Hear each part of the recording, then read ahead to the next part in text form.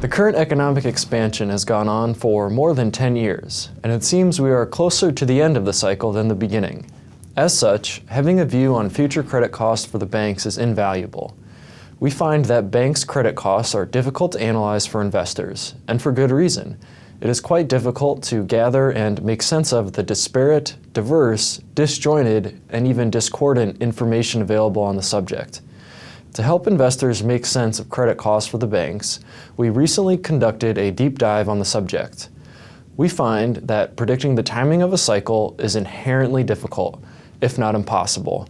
But even if perfect timing isn't a given, there is still room for worthwhile analysis.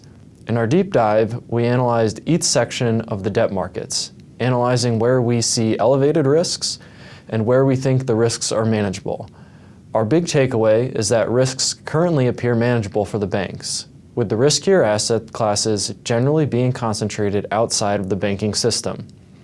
As an example, we see some of the most irrational behavior within student lending, but over 90% of this market is controlled and underwritten by the government, not the banks. We also dive into leveraged loans and CLOs, two areas which have captured investor and regulatory scrutiny over the last several years. Again, we find that the risks here appear manageable for the banks, and we see nothing like a 2007 type buildup occurring today. As such, our overall thesis is that the next downturn will be mild compared to 2007, and it will not be as concentrated within the large banks.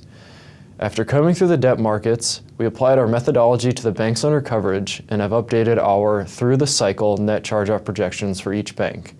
Some banks saw minimal changes, while others saw changes which affected our fair value estimates. We also applied our moat methodology and find that Cullen/Frost and M&T Bank have demonstrated moat-worthy credit advantages over multiple cycles.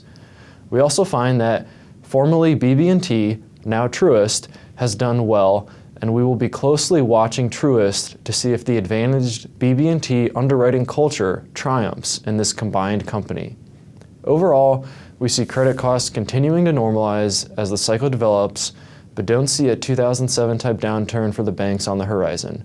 Please see our latest writing and updates for more details.